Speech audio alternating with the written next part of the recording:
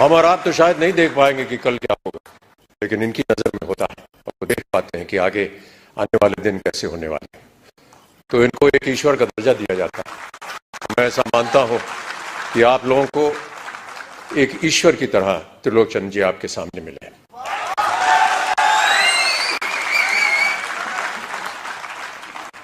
यहां आने के बाद कुछ क्षण मैं उनके साथ यहां वेटिंग रूम में बिता रहा था और बहुत सारी बातें की हम दोनों ने, और उन्होंने बात बताई कि कुछ संकट हुए उनके जीवन में। तो संकट हम सबके जीवन में होता है, और बहुत अच्छी बात कही उन्होंने कहा कि जब तक हर एक के जीवन में कोई दुख दर्द संकट नहीं आता तब तक हमें पता नहीं चलता कि जब अच्छाई होती तो उसका मूल्य क्या होता है।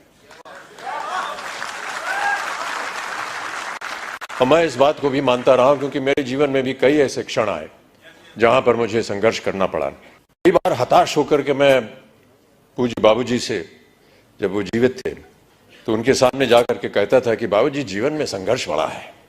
तो उन्होंने बहुत अच्छी बात बताई। उन्होंने कहा कि बेटा जब तक जीवन है तब तक संघर्ष है।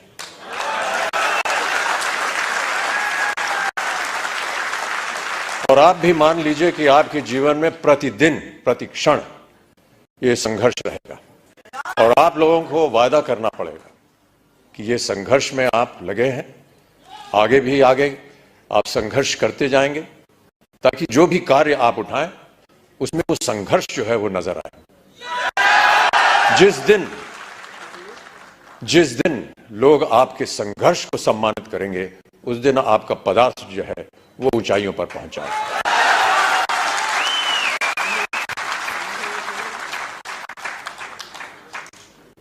माता पिता का सम्मान करना हमारी संस्कृति रही है भारत में, और हम सब हमेशा उनकी बातों को याद रखते हैं। कई बार बाबूजी से पूछता था कि मेहनत करने के लिए क्या करना चाहिए।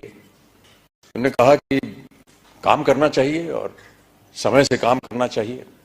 एक संस्कृत का श्लोक उन्होंने मुझे बताया कि सूर्योदय चास्तमय चशाइनम जहाति लक्ष्मी रवि चक्रवर्तीनम।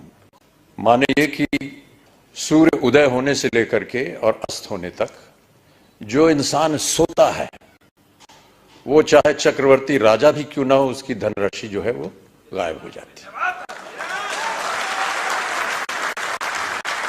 तो सूर्य उदय होने से पहले आपको उठना पड़ेगा और न्यूट्रीचार्ज को आगे बढ़ाना पड़ेगा।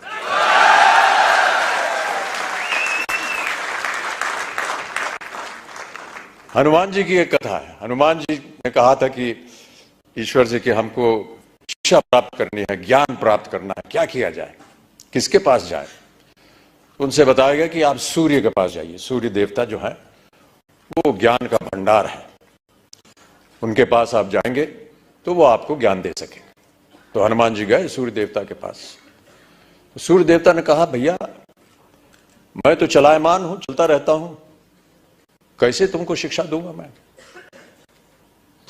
तो हनुमान जी ने कहा कि आप ज्ञान मुझे देते जाइए और चलते रहिए, मैं आपके सामने उल्टा होकर के चलूंगा। तो आप चलते रहेंगे, मैं आपके सामने उल्टा होकर के चलता रहूंगा और ज्ञान प्राप्त हो जाएगा मुझे। कहने का तात्पर्य यह है कि सूर्य के आगे आपको चलना पड़ेगा, तभी जाकर के आपको ज्ञान प्राप्त होगा, तभी आपका संघर्ष जो है वो सफल होगा। प्रोत्साहित करने के लिए एक कविता की कुछ पंक्तियां हैं। इससे पहले मधुशाला की एक पंक्ति पढ़ी गई थी, क्षमा चाहता हूं, उसमें थोड़ी बहुत त्रुटियां थी। जो यहां सज्जन पुरुष आए थे उसको मैं दोबारा एक बार सुनाना चाहूंगा आपको कि मदिरालय जाने को घर से, मदिरालय जाने को घर से चलता है पीने वाला, किस पथ से जाऊं असमंजस में है वो भोला भाला, अलग अलग पथ बदलाते सब पर मैं ये बतलाता हूं कि राह पकड़ तू एक चला जल पा जाएगा मधुशाला।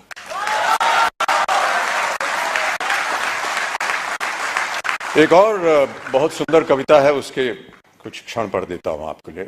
यह है लहरों से डरकर नौका पार नहीं होती और कोशिश करने वालों की कभी हार नहीं होती।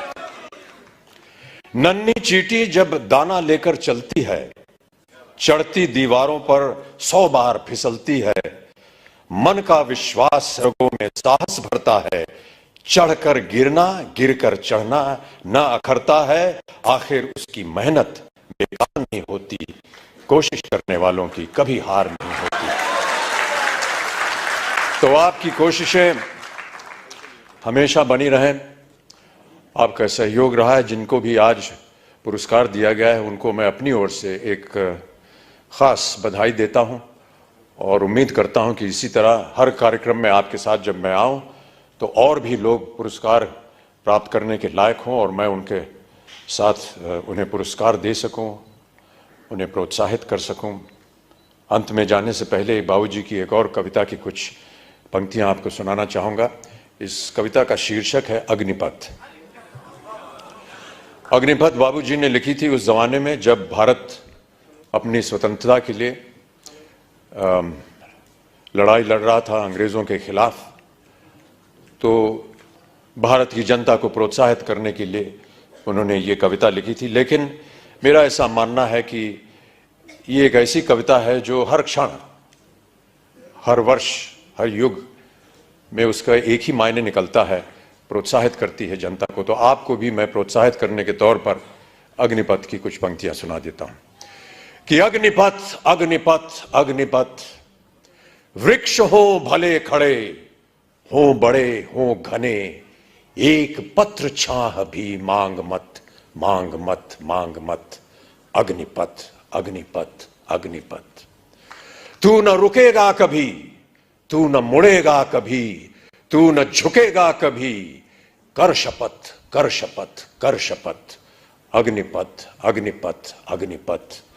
ये महामनुष्य है, चल रहा मनुष्य है, अश्रु श्वेद रक्त से लथपथ लथपथ लथपथ, अग्निपथ अग्निपथ अग्निपथ। मैं आशा करता हूं